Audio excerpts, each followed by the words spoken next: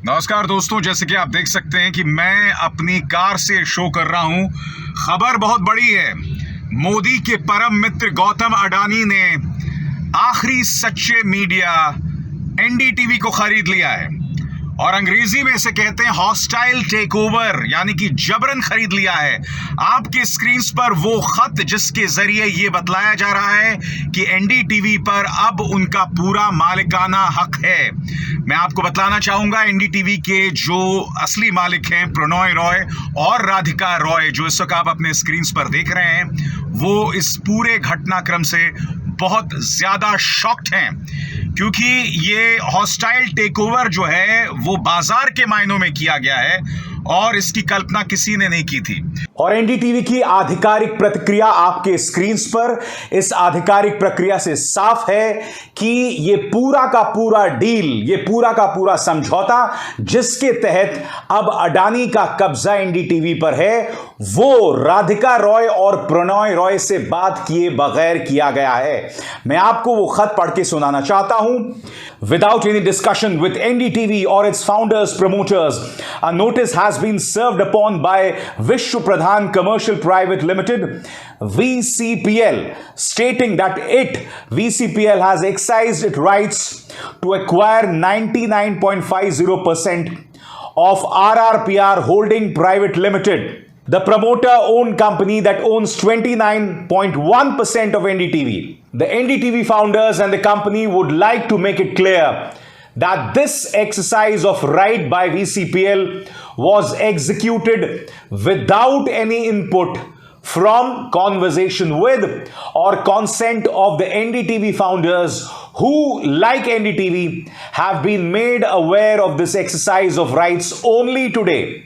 As recently as yesterday, NDTV had informed the stock of exchanges that there was no change in the shareholding of its founders.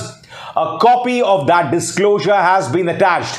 यानी कि NDTV को कुछ नहीं पता था और उनकी मर्जी के बगैर ये डील, ये समझौता किया गया जो आप अपने स्क्रीन पर देख रहे हैं।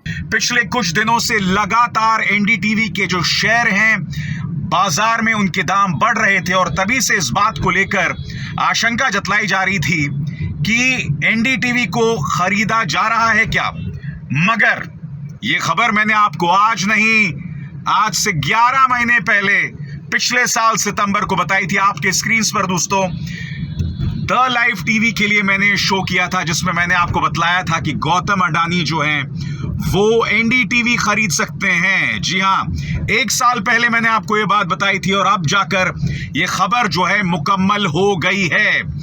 बड़ा प्रश्न ये दोस्तों कि एनडीटीवी एकमात्र वो न्यूज चैनल था जो इस सरकार से सवाल किया करता था। मैं आपको यह भी बतलाना चाहता हूं कि एनडीटीवी में मेरे दोस्त रवीश कुमार भी काम करते हैं, वहां पर श्रीनिवासन जैन भी काम करते हैं, जो गिने चुने ऐसे लोग हैं जो आज की तारीख में पत्रकारिता कर रहे हैं। दोस्तों, इससे मैं आपको बतलाना चाहूंगा, मीडिया पूरी तरह से हिल गया है, पूरी तरह से हिल गया है, क्योंकि इस वक्त आप जानते हैं कि तमाम मीडिया में इस बात की होड़ चलती रहती है कि प्रधानमंत्री नरेंद्र मोदी की बेहतर सेवा कौन कर सकता है। अब सोचिए, उस होड़ में एनडीटीवी भी लग गई है। हालांकि पिछले कुछ दिनों से एनडीटीवी ने अपने रुख में काफी नरमी कर ली थी और वो हम लगातार देख भी रहे थे, और अब उसका खरीदा जाना दोस्तों खासा मायने रखता है।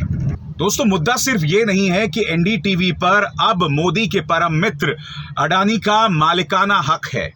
मुद्दा यहां पर यह भी है, आपने अगर एक बात पर गौर किया होगा कि इस देश का जितना भी रिसोर्स है, जितने भी प्राकृतिक रिसोर्सेज हैं, प्राकृतिक संसाधन हैं, एयरपोर्ट्स हैं, सभी का मालिकाना हक धीरे धीरे अडानी के हाथ में जा रहा है।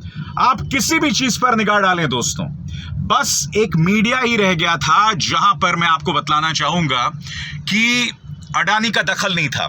मगर जैसे ही उन्होंने संजय पुगलिया को अपना मीडिया इंचार्ज बनाया था, तब से इस बात को लेकर सुगबुगाहट बन गई थी कि आने वाले दिनों में गौतम अडानी कुछ बहुत बड़ा कमाल करने वाले हैं, क्योंकि मैं आपको याद दिलाना चाहूंगा कि मुकेश अंबानी का न्यूज चैनल न्यूज 18, और यही नहीं, मुकेश अंबानी ने मीडिया में अपने दखल को लेकर बार बार गौतम अडानी को टारगेट किया था।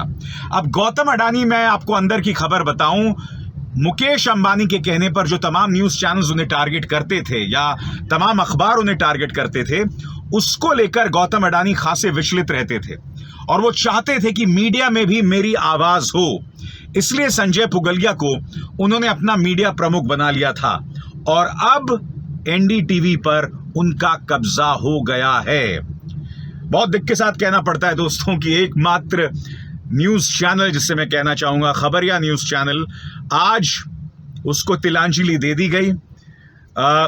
आने वाले दिन जो हैं, जैसे कि मैं आपसे बार बार कह रहा हूं, रवीश, श्रीनिवासन जैन, निधि राजदान, इन तमाम लोगों के लिए बहुत बहुत मुश्किल होने वाली है।